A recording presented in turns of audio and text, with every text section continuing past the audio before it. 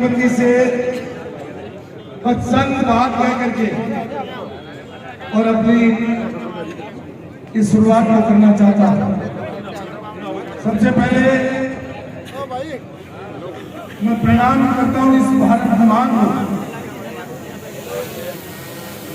जिसकी धरती पर हम पैदा हुए। मैं प्रणाम करता हूं आप सबके जो धर्म जाति से हैं उनके इष्ट देव हैं,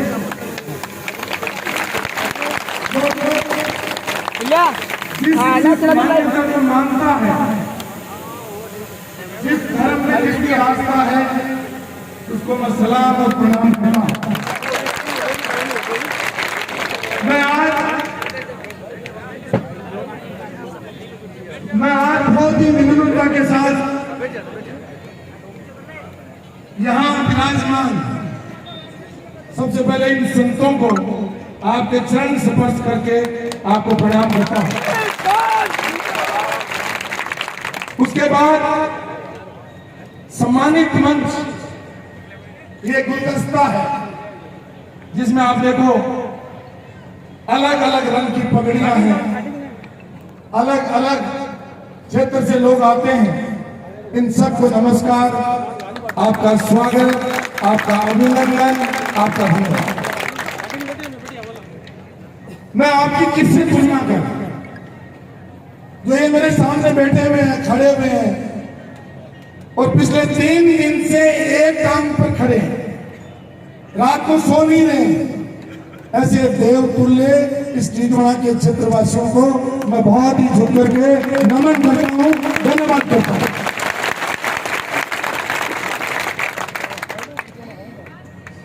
परसों जब जनता का फैसला सुनने के लिए अपने यहां इकट्ठे हुए थे, मैं आपको सबसे पहले इस बात की बधाई देना चाहता हूं। जो परसों इस भीलवाड़ा कुचामन से लेकर भीलवाड़ा तक सड़क पे चप्पे चप्पे पर इस क्षेत्र की जनता और जो प्यार दुलार जो आशीर्वाद दिया, उसकी चर्चा खाली राजस्थान में ही नहीं हुई, पूरे हिंदुस्तान में भीलवाड़ा की आवाज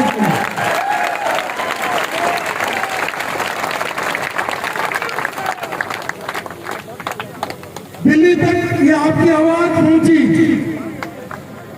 और जो राजनीति करते हैं, जो राजनीति को समझते हैं, जो राजनीतिक पंडित हैं, उन्होंने ये आकलन किया कि इस 2023 के विधानसभा चुनाव में ऐसा प्रदर्शन राजस्थान की 200 विधानसभा में कहीं नहीं हुआ। उसके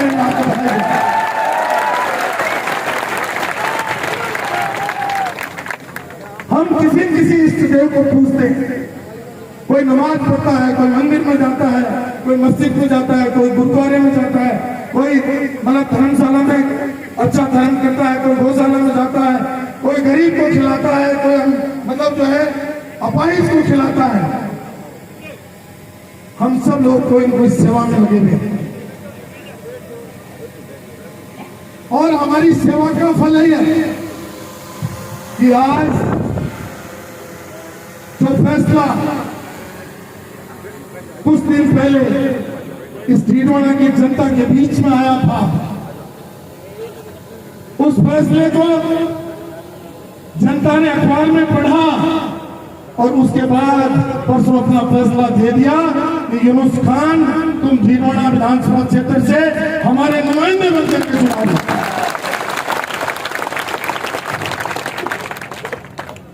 अब स्टेज पर इतने लोग बैठे हैं, लोगों को लगता है ये स्टेज पर बैठे वही है। मैं पीछे से आगे तक 3 बार क्यों फिरा? मैं पीछे से आगे 3 बार इसलिए फिरा, मैं देखना चाहता था और मुझे 4 पंचायत समिति के सदस्य और 6 सरपंच और कम से कम 25 पार्षद और हरे हुए जीते हुए सब तरीके के सैकड़ों लोग जनप्रतिनिधि पीछे थे। यही आपका प्यार और आशीर्वाद है, यही आपका प्यार और आशीर्वाद है। अब आपका फैसला आ गया, आपका फैसला आ गया। मैंने उस फैसले को सिर माथे पे ले लिया और आज मैं ये कह सकता हूं 1985 में इस भीलवाड़ा से भीलवाड़ा की जनता के द्वारा जो विधायक चुन करके गए थे श्रद्धेय भंवरलाल जी शुक्ला जी हमारे बीच में बैठे हैं। तालियां बजाकर इनका स्वागत करें।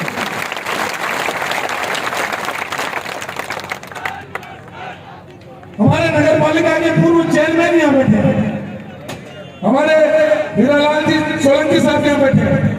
और मैं सबसे बड़ी बात जो कहना चाहता हूं, जिस दिन मैंने भारतीय जनता पार्टी ज्वाइन की उस दिन मंडल अध्यक्ष के रूप में महावीर ओझा से मिले। मैं महावीर ओझा जी को कहूंगा वो खड़े हो और उनके लिए तालियां बजाकर कहूंगा।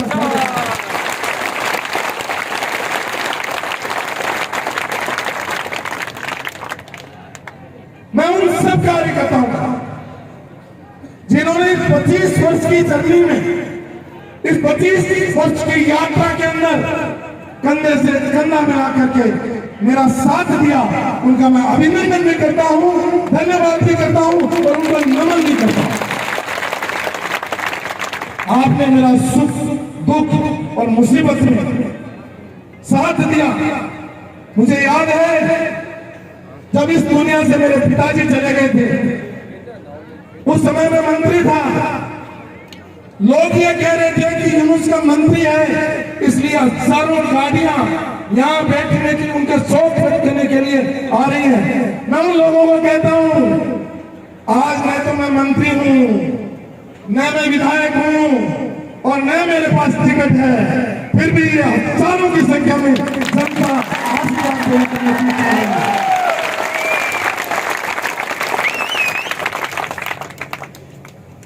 आज मैं अखबार पढ़ रहा था, पत्रिका ने 4 जगह लिखा है अलग पेज पर कि यूनुस का टिकट कटा। क्या बोले?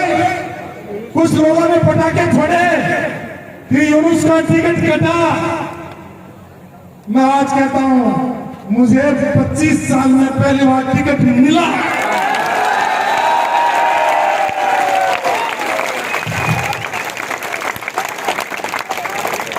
कटा नहीं है, ये राजस्थान का ये टिकट मुझे लगता है कि ये टिकट किसी राजनीतिक दल का नहीं, किसी जाति का नहीं, किसी धर्म का नहीं, किसी वर्ग का नहीं, ये टिकट भीलवाड़ा की जनता का टिकट है। मेरे को भी कोई कह रहा था, मीडिया के लोग मेरा इंटरव्यू ले रहे थे आगे पीछे घुसकर, वो कह रहे थे कि आपका टिकट काट दिया।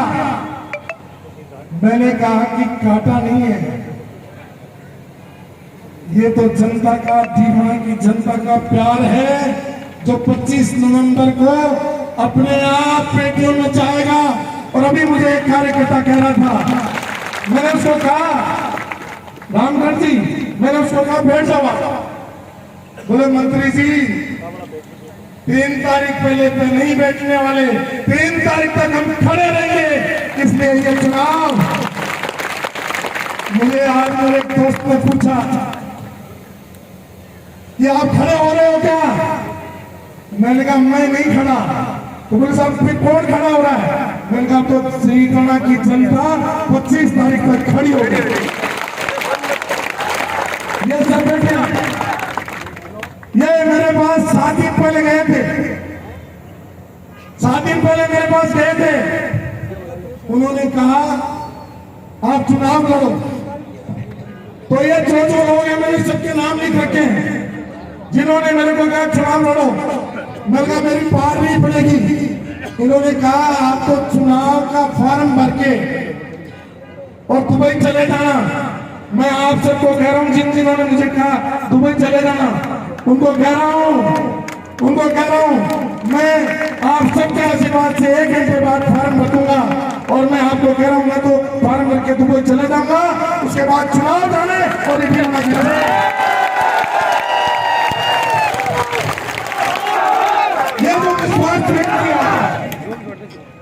जो विश्वास व्यक्त किया है। उन्होंने कहा, किसी ने कहा भाजपा, किसी ने कहा उसने कांग्रेस छोड़ दी, किसी ने कहा उसने भाजपा छोड़ दी, किसी ने कहा उसको रोलपा छोड़ दी, किसी ने कहा उसने समाजवादी छोड़ दी, किसी ने कहा इसने वो छोड़ दी। किसी ने कुछ भी नहीं छोड़ा है। ये चुनाव भीलवाड़ा के मान का, सम्मान का और अभिमान का चुनाव। अरे भीलवाड़ा की जनता को इतना कमजोर समझ लिया जो आप इस तरीके के बयान दे रहे हो। मैं आपको कह रहा हूं, मैं किसी की बुराई नहीं करना चाहता, लेकिन वर्तमान जो एमएलए साहब हैं वो कान खोल के सुन लें। इसी जनता ने एमएलए साहब आपको 92,000 वोट देकर के 40,000 ज्यादा वोटों से विजयी दिलाई थी। और यही जनता इस 25 तारीख का इंतजार कर रही है। क्यों? क्योंकि आप एक साल में 365 दिन होते हैं, 5 साल में 1825 दिन होते हैं। इन 1800 दिनों में जो भीलवाड़ा की जनता को आपने खून के आंसू बहाए हैं, ये इंतजार कर रही थी इस भ्रष्टाचार का, इस अत्याचार का, इस अन्याय का नाश कर। अभी कुछ दिन पहले दशहरा गया है, लोगों ने अपने सोशल मीडिया पे पोस्ट किया कि न्याय पर अन्याय पर न्याय की जीत, असत्य पर सत्य की जीत। और आज इस सब अहंकार पर, मैं अहंकार इसलिए कह रहा हूं, कल मैं गया था एक गांव में वोट देने के लिए, मुझे एक फौजी मिले, वो फौजी एबीसी सभा में बैठे हैं। उन्होंने कहा कि जब मैं एमएलए साहब के पास सड़क लेने के लिए गया, एमएलए साहब ने कहा कि तुम यहां से चले जाओ, तो मैंने कहा वोट दिए, बोले अब की बार मत देना। एमएलए साहब वो फौजी अकेला नहीं है, वो फौजी अकेला नहीं है। मेरी अगर आवाज जा रही है तो सुन लो एमएलए साहब, पिछली बार जितने वोटों से जीते थे उसका ब्याज सहित ये पूरी जनता वापस चुकाएगी।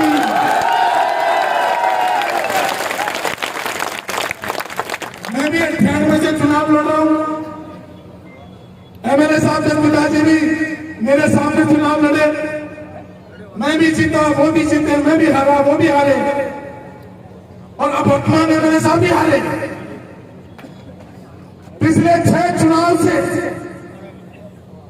एक ही परिवार चुनाव लड़ता आ रहा है। मैंने पिछली बार यहां चुनाव छोड़ दिया, लेकिन वो तो मैं तो चुनाव छोड़े, मैं कुर्सी छोड़े। एमएलए साहब अब तो ये 25 दिन की कुर्सी बची है, ये जनता अपना हिसाब लेगी, हिसाब चुकाएगी। आपने जनता को, चाहे किसी भी जाति धर्म का था, अरे बुजुर्गों को ये बैठे, आपने मान ही नहीं समझा, आपने कभी किसी का मान ही नहीं किया। तो मैं आपको कहना चाहता हूं कि आप सब लोग जो आप इतनी संख्या में आए हो, आप चाहते हो फॉर्म भरें, मेरे पास बोलने के लिए बहुत है। अब 3-4 चीजें कह करके मैं बात को खत्म करना चाहूंगा। ये कहना चाहूंगा, देखो ये चुनाव है, पहले मेरे नौजवान भाई सुन लो, तुम नारे लगाते हो तो भीलवाड़ा की आन का, शान का और भीलवाड़ा की इज्जत के नारे लगाते। जुलूस का कोई मायने नहीं रखता है, जुलूस का कोई शेर नहीं है। कल परसों बार बार कहता, देखो देखो कौन आया, शेर आया। मैंने कहा भाई अगर शेर आता है तो गांव खाली होता है कि नहीं होता है, और शेर आता है तो किसको फाड़ता है कि फाड़ता है। मैं भैया शेर नहीं हूं, मैं तो इस संस्था का पिछले 25 साल से जन सेवक हूं। इसलिए नारा लगाओ, जन सेवक लगाओ। मैंने कहा था, अरे ये देवपुरी जनता, इसके अगर पांव धो करके मेरी 60 पीढ़ियां भी पिए। मैं माननीय मोहनलाल जी को कहना चाहता हूं, माननीय सुक्का साहब को, कल आप कह रहे थे कि तेरे भाग्य में लिखा है मैं इस जनता का 7 पीढ़ियों तक मेरा परिवार अगर बाउंड होकर के भी दिए तो ये कर्ज मैं चुका नहीं सकता, ये कर्ज चुका नहीं सकता। हमारे धर्म में कहते हैं कि अगर किसी से कर्जा लिया है उसको चुका दो। मैं ऊपर वाले से माफी मांगता हूं कि मैंने ऐसा कर्जा ले लिया जो मेरी 7 पुस्तों से नहीं चूक सकता। इस जनता का प्यार मुझे मिला, वो आशीर्वाद मुझे मिला, मैं चुका नहीं सकता। इसलिए अब मेरे पास कोई पद नहीं, तारीख से कोई टिकट नहीं, कोई पार्टी नहीं। और मैंने परसों कहा था मेरे माँ बाप मर गए, अगर मेरे माँ बाप हो तो आप तो यहाँ बैठे हो, ये सारे लोग मेरे माँ बाप।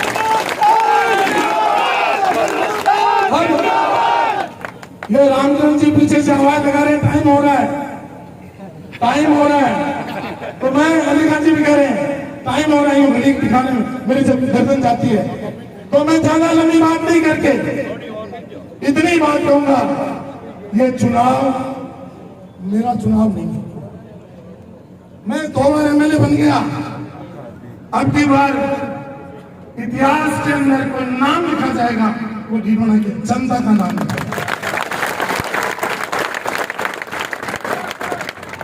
अब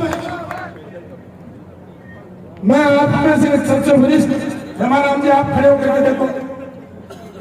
हमारे मित्र कह रहे थे परसों भीड़ आ गई, बुला के लाए, बिठा के लाए।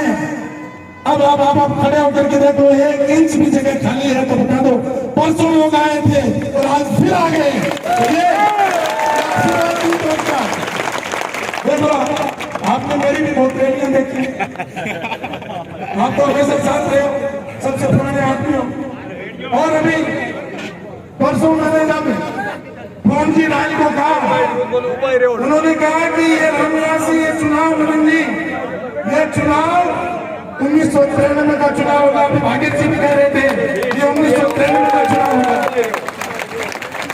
अब ये लोग कहते हैं कि 1993 का चुनाव क्या चुनाव था? भाई नौजवानों पता है तुम्हें 1993 का चुनाव क्या था? क्योंकि 1993 में पढ़ो 30 साल हो गए, याद है नौजवान तो 25 साल के लोग हैं, इन्हें पता नहीं है 93 में क्या हुआ था।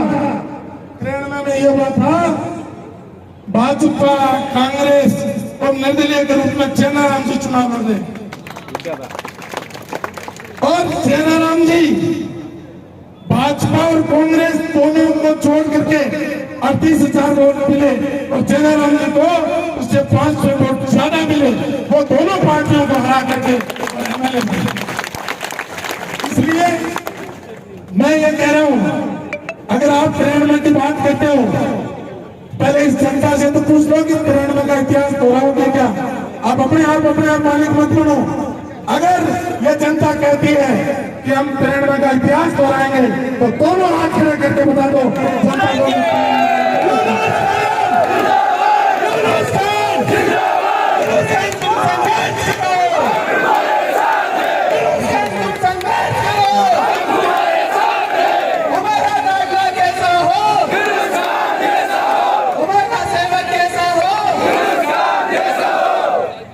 तो मैं आपसे कह रहा हूं, मैं नहीं के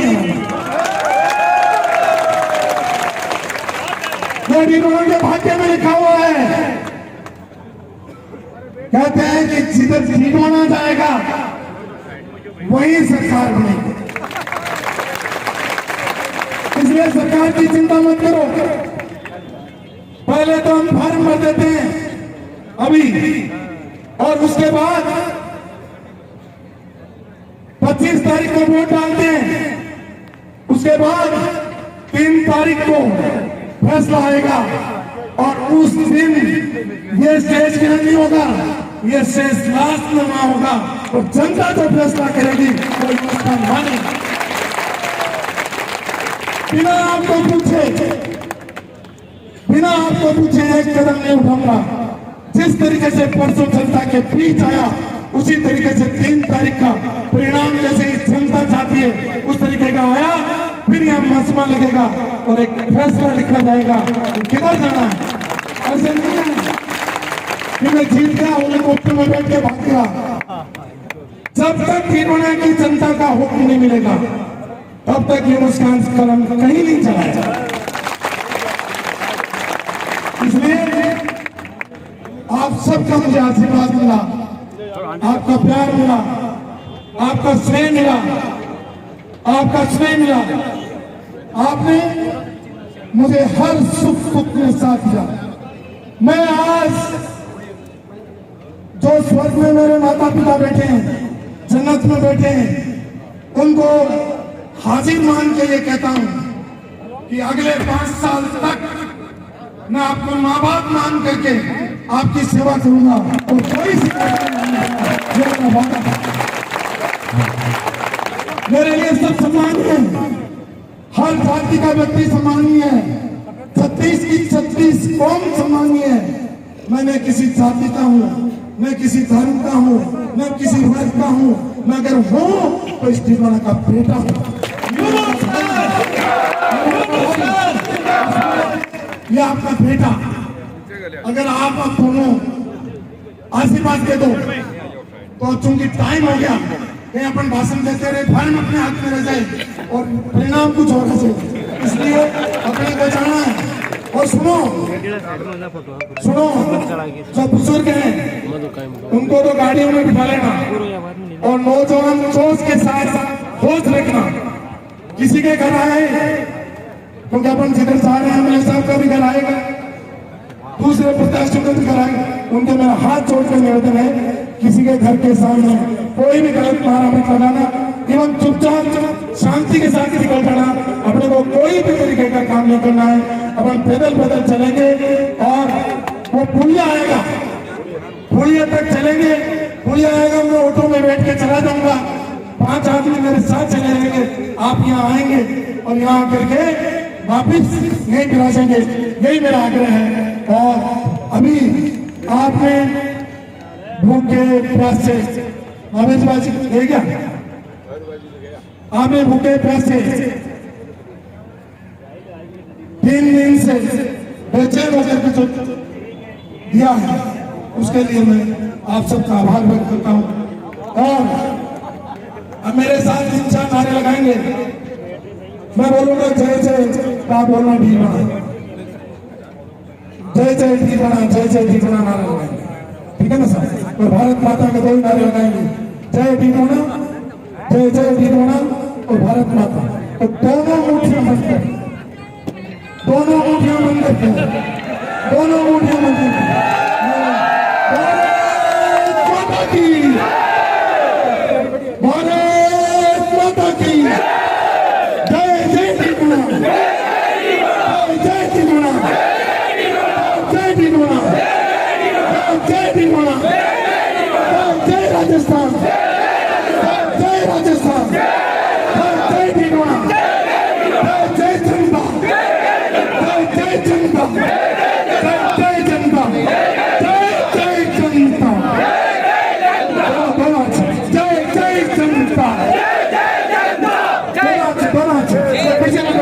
पीछे भी बैठे सब खड़े हो जाओ, सब झूम उठो, हाँ झूम उठो।